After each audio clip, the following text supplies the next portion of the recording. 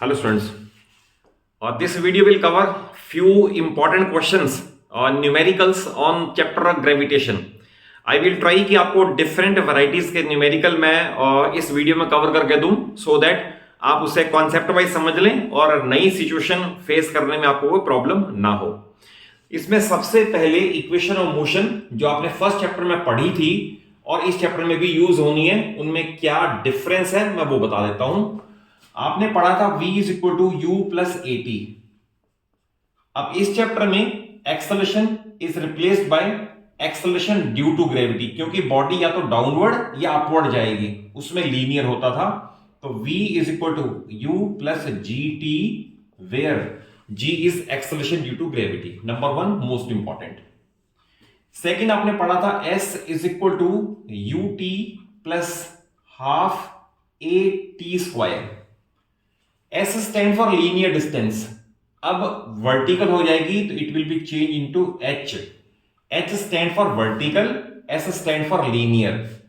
UT same रहेगा half, और A is replaced bye G, तो that is UT plus half GT square. Simply उसमें acceleration था, इसमें एक्सेलरेशन ड्यू टू ग्रेविटी है, G कन्वर्ट कर दिया, S को H में कन्वर्ट कर दिया। उसमें था v square minus U square two A S. अब इसमें आ जाएगा v square minus U square two G H. G again acceleration due to gravity और h इज वर्टिकल डिस्टेंस। देखिए अब मैंने दो क्वेश्चन पहले डिफरेंट टाइप के लिए, पहला फॉलिंग का और दूसरा थ्रोन अपवर्ड का, दोनों में डिफरेंस समझ लें क्या है। जब भी किसी बॉडी को ड्रॉप किया जाएगा तो हमेशा u0 होगा और g की वैल्यू 9.8 या 10 जो भी दे रखी है वो पॉजिटिव होगी। इंपॉर्टेंट। जब भी किसी बॉडी को वर्टिकली अपवर्ड थ्रो किया जाएगा तो हाईएस्ट पॉइंट पे v0 होगा। इसमें मैंने बताया u0 और g पॉजिटिव। इसमें बता रहा हूं v0 एट हाईएस्ट पॉइंट और g विल बी नेगेटिव, जो भी वैल्यू लेनी हो। और ये कॉन्सेप्ट हर क्वेश्चन में काम आएगा। जैसे स्टार्ट करते हैं क्वेश्चन नंबर 1 से। A body falls from a ledge. Falls it means u is equal to 0, initial velocity 0, and touches the ground in t 1/2 second. और इसमें क्योंकि g दे रखा है टेक 10 तो g क्योंकि ड्रॉप्ड है तो plus 10 metre per second square. First part है speed with which it hits the ground, तो we will write let it hits the ground with the velocity v metre per second. तो formula v is equal to you plus ji t use करें। v calculate करना है, ये 0 है, g की value 10 है और t की वैल्यू 1/2 है, तो कैंसिल करके 5 metre per second is the answer. That is it will hit the ground with 5 meter per second. Answer number 1. Next है what is average speed। अब एवरेज का इस केस में इनिशियल और फाइनल से रिलेशन है, तो average is equal to initial velocity plus final velocity upon 2। तो ऑब्वियस है इनिशियल मींस स्टार्टिंग, u वाली 0 थी, फाइनल वाली 5 थी, और एवरेज इसका 2.5 करके, तो सेकंड आंसर आ जाएगा average is 2.5 metre per second. Answer number 2 मैंने यही कैलकुलेट कर दिया है। तो average means u plus v by 2, that is initial plus final upon 2। Third है हाइट ऑफ लेज। देखिए अब h के लिए आप ये भी यूज कर सकते हो, ये भी यूज कर सकते हो, आंसर नहीं बदलता। आपको जो एप्रोप्रिएट फिगर है वो प्लेस करनी है, आंसर सेम रहेगा। सपोज मैं यूज करूं h is equal to ut plus half gt square, तो ut क्योंकि u 0 था तो 0 ही हो जाएगा, हाफ g की वैल्यू 10 कहा है, और t स्क्वायर मींस 1/4, क्योंकि t 1/2 है तो इसका स्क्वायर। इसकी आप कैलकुलेशन करोगे 2 5 तो आ गया 5/4, और 5/4 means 1.25 metre. It is answer number 3। तो देखिए तीनों पार्ट को कैसे आंसर किया हमने। नेक्स्ट देखिए इसमें body is thrown vertically upward, ये याद रखना, अपवर्ड वाला केस आ गया। जब अपवर्ड करोगे तो याद रखना ऐसे वाले केस में v इज इक्वल टू 0 और विद इन ब्रैकेट जरूर लिख देना एट हाईएस्ट पॉइंट, क्योंकि अगर बीच में कहीं पूछेंगे तो वहां पर नहीं, हाईएस्ट पॉइंट पे v0 जरूर होगा। ठीक है, a body is thrown upward and it reaches the height of 10 metre, maximum height 10 metre, और क्वेश्चन ये है with which velocity it was thrown. ठीक है, आपको गिवन है थ्रोन अपवर्ड, तो g वाली वैल्यू भी इसमें कहा है g 9.8, तो याद रखना अभी मैंने बताया था ऐसे वाले केस में 9.8 नेगेटिव साइन के साथ आएगा, क्योंकि थ्रोन अपवर्ड का केस है। अब UVGH clearly third equation motion suitable है, तो v square minus u square is equal to GH, तो v square means 0, highest point पे 0 हो गया, u स्क्वायर अभी अननोन है, u square is equal to into g की वैल्यू है माइनस 9.8 इंटू h की वैल्यू है 10, तो आप 9.8 को 20 से करोगे तो इट विल बी 9.8 इंटू 20 करोगे, it will be 196। Then minus से माइनस कैंसिलेशन, और उसके बाद टेकिंग रूट बोथ साइड, आप देखो इसका रूट लोगे ना लाइक दिस, इसका जब रूट लोगे तो ये प्लस माइनस 14 आ जाएगा, माइनस रिजेक्ट कर देंगे तो u is equal to 14 metre per second. It means it was thrown upward with a velocity of 14 metre per second. Answer number 1 ये आ गया, velocity with which it was throne.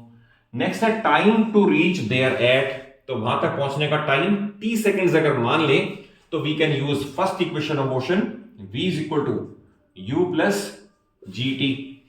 अब इसमें thrown upward है, v highest point पे 0 था, is equal to u, ये 14 है, कैलकुलेट कर लिया, g की वैल्यू माइनस 9.8 इंटू टी हमें नहीं पता, देन 9.8t इधर आके पॉजिटिव हो जाएगा, 9.8t पॉजिटिव हो जाएगा और ये 14 रहेगा, तो therefore t is equal to 14 upon 9.8, approximately बता देता हूं, 14 डिवाइड बाय 9.8, ये 1.42 आएगा, तो या 1.43 आएगा, तो 1.43 second is it's next answer.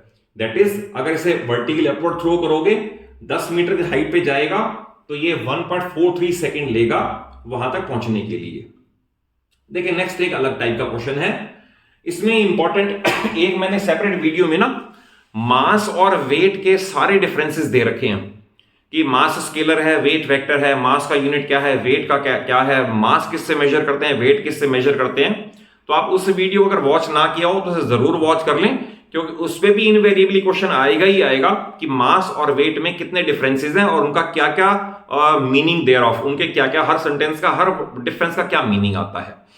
But इस केस में आपको सिर्फ ये है कि mass of an object on earth is 30 kilogram. Question है what is its weight on earth, what is its weight on moon, what is its mass on moon. तो देखिए सबसे पहले तो याद रखना mass is a constant everywhere, तो that is अगर मैं लिख रहा हूं मास ऑन अर्थ, हमने इमें दे रखा है 30 kg, तो आप पहला आंसर डायरेक्ट दे दो, therefore mass on moon also 30 kg, क्योंकि मास रिमेन कांस्टेंट एवरीवेयर, ये तो यहीं कहीं आ गया।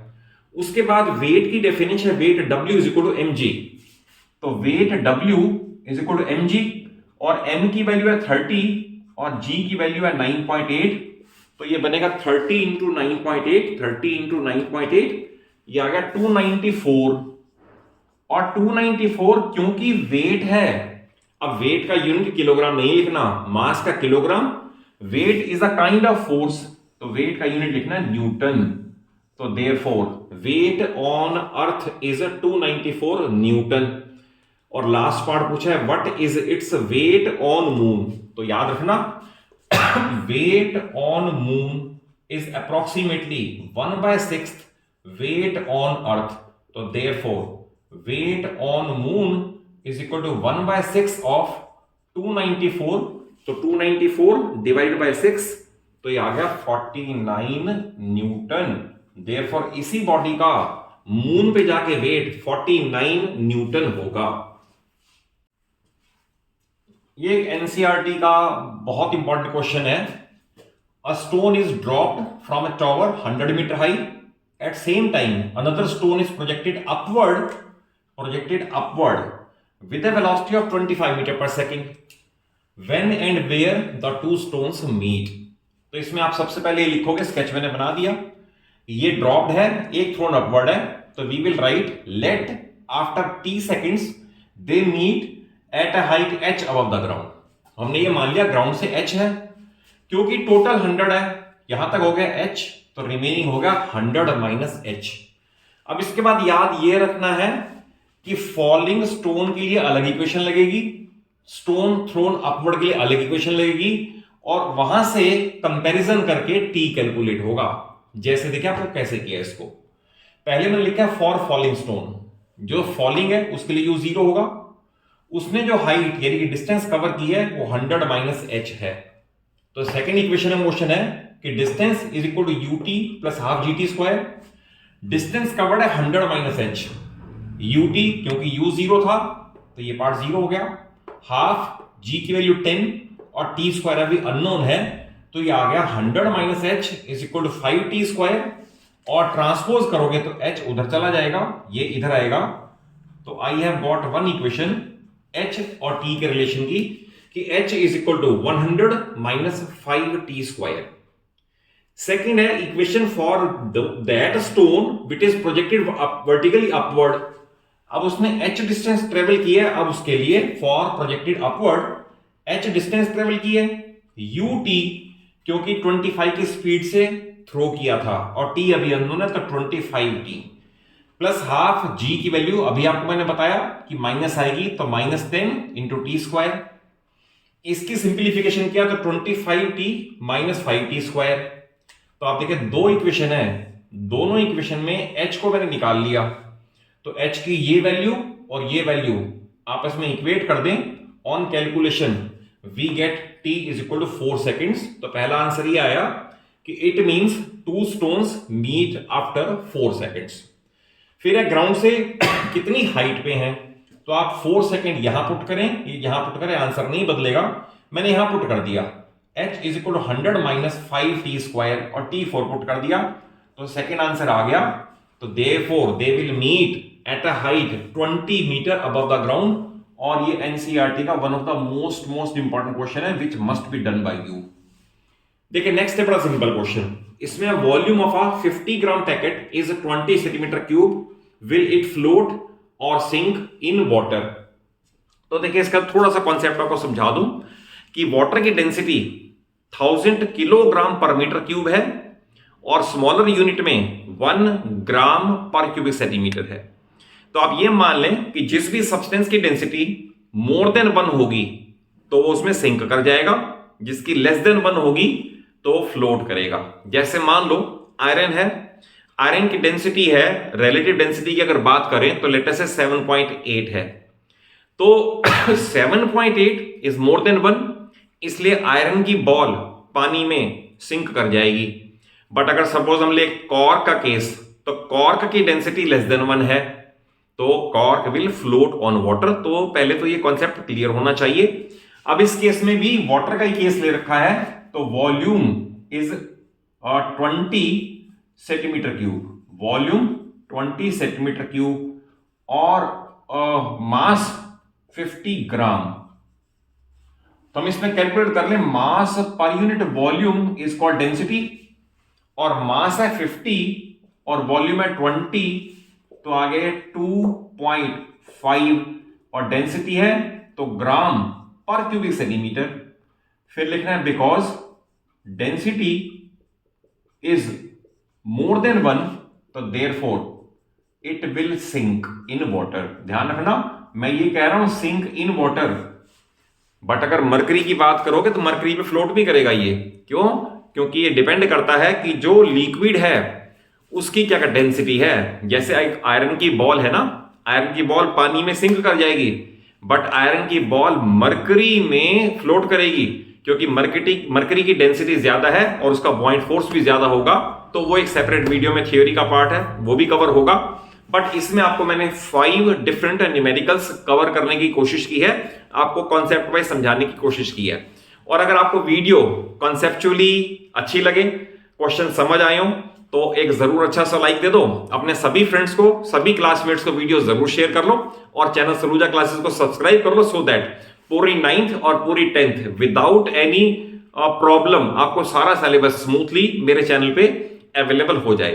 Thank you for watching the video.